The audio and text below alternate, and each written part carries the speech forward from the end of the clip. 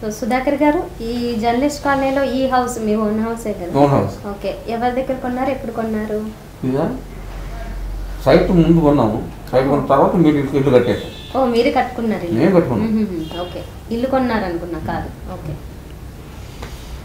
So ఇక్కడ ఎవరైనా idea ఇచ్చారు అప్పట్లో ఇది తీసుకుంటే బాగుంటుంది? అన్నీ మా అన్నయ్య తీసుకున్నాడు అమ్మా. ఓకే, తనే తీసుకున్నాడు. తను ఏం చెప్తే అది చేసాను తప్పితే నేను యాక్ట్ చేశాను, వచ్చాను అంతవరకు చూసుకుని తప్పితే మిగతా కదా పట్టించుకున్నాడు. రెమ్యునరేషన్ ఒక్కొక్కసారి మాట్లాడాను, ఒక్కొక్కసారి బ్రదరే మాట్లాడుతున్నాను. అయితే మీకు యాక్టింగ్ మీద ప్యాషన్, డబ్బుల మీద ఆశ కాదు అసలు? ఈ డబ్బుల మీద పెద్ద ఎక్కువ ఆశపడేవాడిని కాదు. ఒకసారి రాఘవేంద్ర గారు అడిగేవాడిని, ఎలా నువ్వు ఇంటికి ఎన్ని కోట్లు కావాలంటాం. బ్రహ్మానందం 6 కోట్లు కావాలన్నాడు, నేను 3 కోట్లు అన్నాను. కోట్లు కోట శ్రీనివాసం 9 కోట్లు కావాలన్నాడు. ఒకసారి ఇంటర్వ్యూలా చేసామంట ఆయన, రాఘవేంద్ర గారు మమ్మల్ని ఎవరు అని తీసుకుంటారు ఆయన. సినిమాకి కాదు, ఎంత సంపాదించాలనుకుంటున్నాను. నేను 3 కోట్లు అన్నాను, బ్రహ్మానందం 6 కోట్లు అన్నాడు. అతను కోట శ్రీనివాసం ఎక్కువ చెప్పాడు, 12 కోట్లు ఏదో అన్నాడు.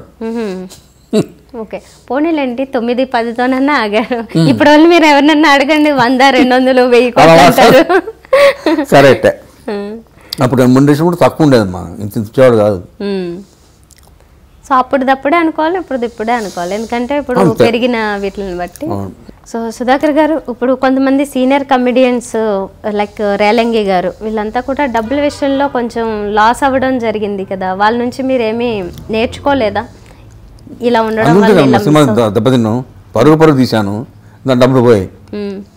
ఎమినిమం పార్ట్నర్షిప్ నేను నారాయణ అందరూ కలిసి తీసాం, హరిప్రసాద్ అందరం, దాని డబ్బులు వచ్చాయి, దీంట్లో పోయాయి. ఇండస్ట్రీలో ఎంత సంపాదించానో దాంట్లో సగమే వచ్చింది, నాకు సగం పోయినట్టే సినిమాల వల్ల. నిర్మాతగా పెట్టడం వల్ల నిర్మాత ఎమిడి మోటర్ తీసాను, దాని బాగా వచ్చాయి డబ్బులు. చిరంజీవి గారు ఇచ్చారు, మంచి మోటార్ తీసుకున్నారు, మంచి అమౌంట్స్ మాకు ఇప్పించాడు కూడా. అలాగా అరవింద్ గారు కూడా బాగా హెల్ప్ చేసేవాడు అప్పుడు. అట్లాగా అదంతా ఒక కథ. దేవాంతకుడులో మీకు పార్ట్నర్షిప్ ఉందా? లేనండి, దేవాంతకుడు లేదు, సంబంధం లేదు. ఎమిడి మోడ్ ఒకటే చేసాను. ఓకే, అన్న పార్ట్నర్షిప్. తర్వాత డబ్బు వచ్చింది కదా, మళ్ళీ తర్వాత ఎందుకు? ఇంకా నాకు ఇంట్రెస్ట్ లేదనుకున్నాను. తర్వాత మళ్ళీ సినిమా తీయాల్సి వచ్చింది, పరుగున సినిమా తీసాను, అతను రాజన్ ప్రసాద్ కలిసి, దాని డబ్బులు పోయాయి, అది జరిగింది. సో అప్పుడు ట్రెండ్ రాజన్ ప్రసాద్ గారు లాంటి వాళ్ళతో కామెడీ సినిమాలు, అంటే కామెడీ హీరో సినిమాలు బాగుండేవి.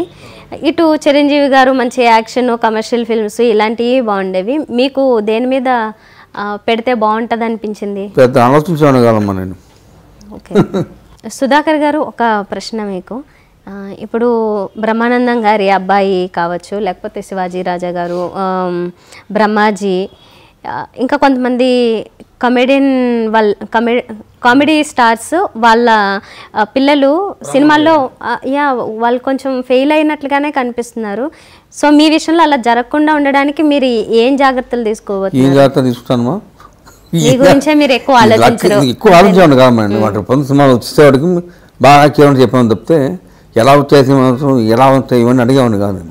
టైం వచ్చిందే వస్తాయి ఏమిట్లేదు, కాకపోతే కృషి ఉండాలి main.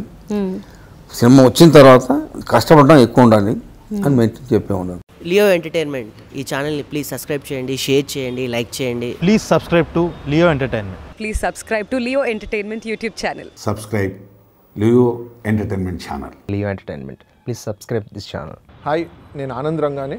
Please subscribe to Leo entertainment. ఇలాంటి ఇంట్రెస్టింగ్ వీడియోస్ కోసం తప్పకుండా మా ఛానల్ని సబ్స్క్రైబ్ చేయండి.